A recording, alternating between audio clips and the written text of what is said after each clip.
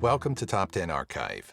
The internet has allowed us to witness things we wouldn't normally, among those sometimes being a person's last words. Following up on our chilling Last Tweets installment, we're looking at the 10 most haunting last Facebook posts.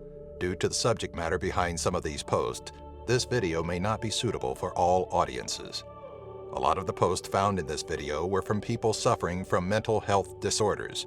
If you or somebody you know is suffering from depression or experiencing other mental health problems, we here at Top 10 Archive encourage you to visit adaa.org for resources on how you can get help.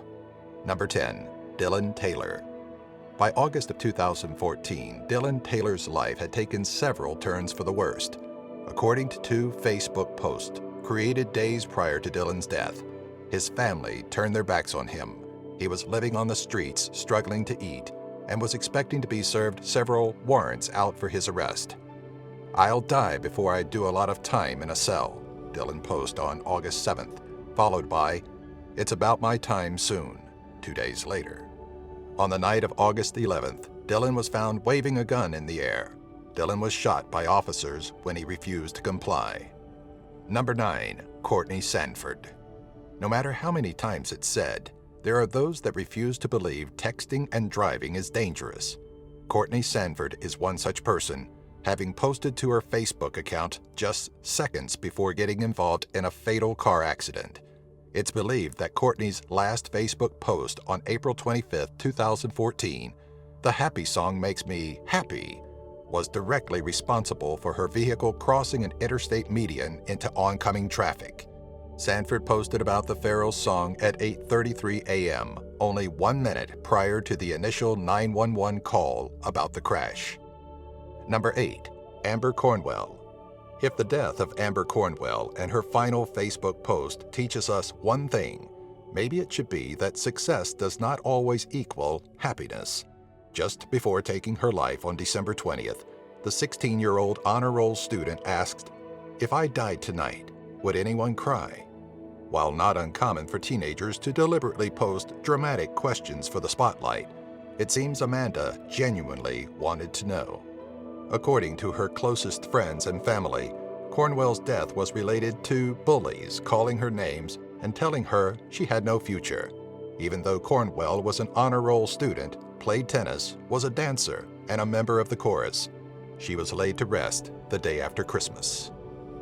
Number 7. Brittany Maynard. Knowing you're going to die can't be something that's easy to accept, but 29-year-old Brittany Maynard did exactly that. What's haunting is that Maynard shared her acceptance with Facebook in a heartfelt goodbye post. Faced with the knowledge that there was no cure for her glioblastoma, Maynard explains, "Today is the day I have chosen to pass away with dignity in the face of my terminal illness." Maynard's post remains optimistic. "The world is a beautiful place. Spread good energy. Pay it forward." Emotive and filled with hope for those she left behind. In order to fulfill her request, she moved to Oregon, whose Death with Dignity Act has allowed terminally ill people to end their lives by taking a medication prescribed by doctors. She picked November 1st as the day she wanted to die because it was after her husband's late October birthday. Number 6. Ivan Lopez. Almost a month prior to his deadly rampage at Fort Hood Army Base on April 2, 2014, Ivan Lopez ranted on Facebook, "I have just lost my inner peace, full of hatred. I think this time the devil will take me," Lopez writes in response to a series of events that led him to feeling robbed. His tirade is far from his final post, though, which actually came 2 weeks before the shooting spree and suicide. The March 15th post, which depicts the Texas flag and the words, "Keep calm and no jodas," or "Keep calm and carry on," paints a slightly eerie picture of Lopez's alleged mental instability, depression, and possible PTSD leading up to the killings. Number 5. Matthew Dermer. We are born in one day. We die in one day. We can change in one day. And we can fall in love in one day. Anything can happen in just one day. The truth behind the picture that wound up being Matthew Dermer's final Facebook post is not forgotten. but it is overshadowed by the tragic irony that, hours after posting it, Dermer was struck and killed by a drunk driver. And I really don't know where I'll end up tonight, but I do know where I wind up is where I'm meant to be. Dermer closed his post, a statement that further points out the senselessness of his untimely death. Number 4. Margaret G. Margaret G's relationship with her ex-boyfriend had been strained, as evidenced on a Facebook post which starts with her explaining her ex, Scott Stute, had been kicked out of her house. The post would wind up being her last, and due to the contents of the rest of it, it quickly led to all fingers pointing to her ex-boyfriend. He has also threatened my life. On my laptop, my other roommate found how to use poisons, primarily injected ones, Margaret writes.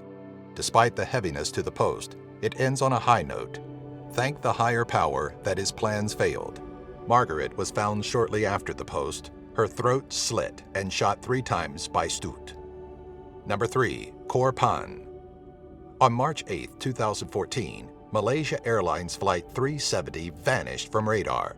On July 17th, Dutch traveler Khor Pan was about to board the Boeing 777 Malaysia flight MH17 when he decided to snap a picture of it and post it to Facebook.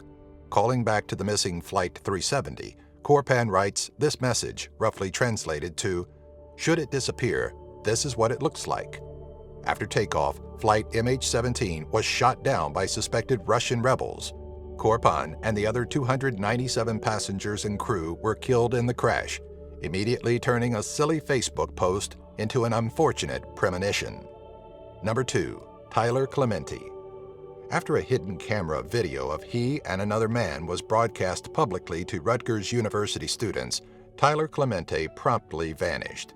The only clue to his whereabouts was a short, straightforward Facebook post. It would be the last thing the young man would say to anyone after his friend, Molly Way, allegedly leaked the sexual encounter. Jumping off the GW Bridge, sorry, Clementi wrote, his quick apology overshadowed by the shame of the publicized private encounter. Personal effects of Clementi were found by the George Washington Bridge in New York. Number 1. Michelle Rowling. Michelle Rowling and Montrell Cooper had a volatile relationship, the kind that allowed Michelle to know that, when Montrell was released from prison, she would likely not survive their next encounter. "If anything happens to me tonight, just let my kids know I love them dearly and tell my mama I love her." Rowling wrote after learning Montrell would be released.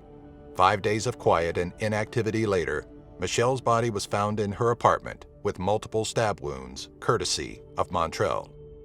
Again, if you or somebody you know is suffering from depression or experiencing other mental health problems, we here at Top 10 Archive encourage you to visit adaa.org for resources on how you can get help. If you have an idea for a future Top 10 video, let us know in the comment section below. Follow us on Twitter, Facebook, and our website, top10archive.net.